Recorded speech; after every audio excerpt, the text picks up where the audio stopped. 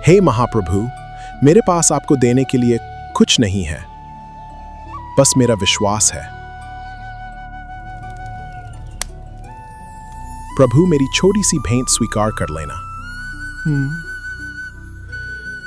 जय जगन्नाथ। आज भी आपके दर्शन हो जाएं, यही मेरी सबसे बड़ी खुशी है। सामान को मेरे घर में सुरक्षित रखो, इसमें बहुत कीमती चीजें हैं। जी मालिक, चिंता मत कीजिए।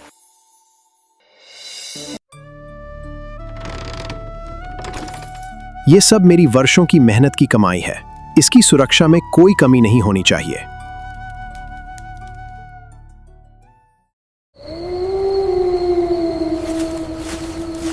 मालिक, बाहर किसी के कदमों की आवाज आई है। कौन है वहां? ये क्या हो गया? मेरा सारा कीमती सामान कहां गया?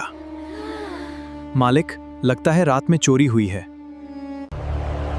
मालिक, कल रात मैंने माधव को आपके घर के पास देखा था। माधव? उसे तुरंत मेरे सामने बुलाओ। माधव, सच सच बताओ, क्या तुमने मेरे घर से चोरी की है? नहीं मालिक, मैंने चोरी नहीं की। मैं तो भगवान जगन्नाथ का नाम लेकर अपने घर जा रहा था। माधव, तुम्हें हमारे साथ चलना होगा। मैं निर्दोष हूं। मेरे जगन्नाथ जानते हैं कि मैंने चोरी नहीं की।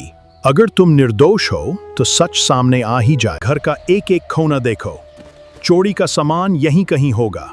आप तलाशी ले लीजिए, मुझे भगवान जगन्नाथ पर पूरा विश्वास है। रुको, यहां जमीन के नीचे कुछ दबा हुआ है। जल्दी निकालो, शायद चोरी का सामान हो। ये देखो, व्यापारी का सारा सामान।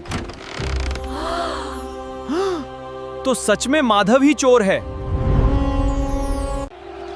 हे महाप्रभु, मैंने कभी किसी का एक दाना भी चोरी नहीं किया। फिर ये कलंक मेरे ऊपर क्यों?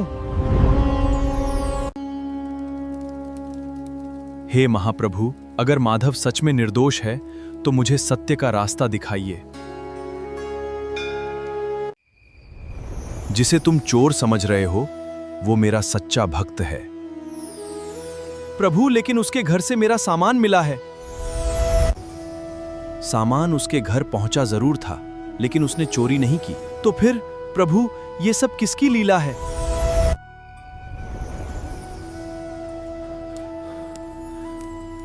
प्रभु, वो सपना नहीं था, आपने मुझे संकेत दिया है।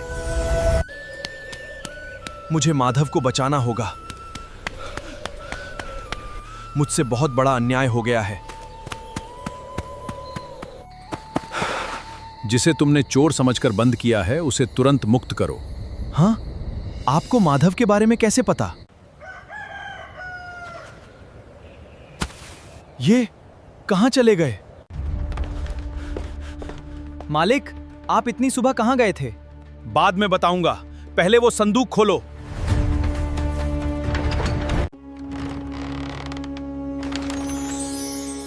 ये जगन्नाथ जी की छोटी मूर्ति यहां कैसे आई?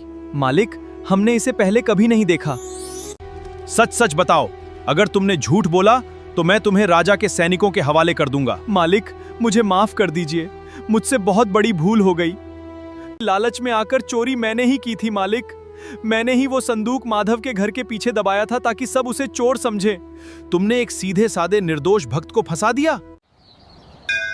प्रभु, आपका जो भी फैसला हो, मुझे स्वीकार है। बस आपका नाम मेरे होठों पर रहे। इसमें आपका कोई दोष नहीं मालिक। सुख और दुख तो मेरे महाप्रभु की लीला है। उन्होंने मेरी परीक्षा ली और मुझे संभाला। तुम सच में इंसान नहीं, साक्षात देवदूत हो माधव। इसमें आपका कोई दोष नहीं मालिक। सुख और दुख तो मेरे महाप्रभु की लीला है। उन्होंने मेरी परीक्षा ली और मुझे संभाला। तुम सच में इंसान नहीं, साक्षात देवदूत हो माधव। गांव वालों सुनो, माधव ने कोई चोरी नहीं की थी। असली चोर मेरा अपना नौकर है। माधव, गांव के सभी लोगों की तरफ से हम तुमसे क्षमा मांगते हैं। जय जगन्नाथ, भक्त माधव की जय। प्रभु, ये सम्मान मेरा नहीं, ये आपकी कृपा का है। आज माधव का स्वागत इस मंदिर में सबसे बड़े भक्त की तरह होगा। माधव भाई, ये सारा धन आज से तुम्हारा है। मेरे इस पाप का यही प्रायश्चित है। व्यापारी जी, मुझे सोने चांदी की कोई चाह नहीं है। मुझे बस महाप्रभु के चरणों की धूल और उनकी सेवा का अधिकार चाहिए। ये धन मंदिर के भंडारे और गरीबों में बांट दीजिए। प्रेम से बोलो, जय जगन्नाथ। महाप्रभु का प्रसाद सभी के लिए अमृत है। जय जगन्नाथ भैया। माधव भाई, मैं आज के बाद कभी लालच नहीं करूंगा। और ईमानदारी का जीवन जियो।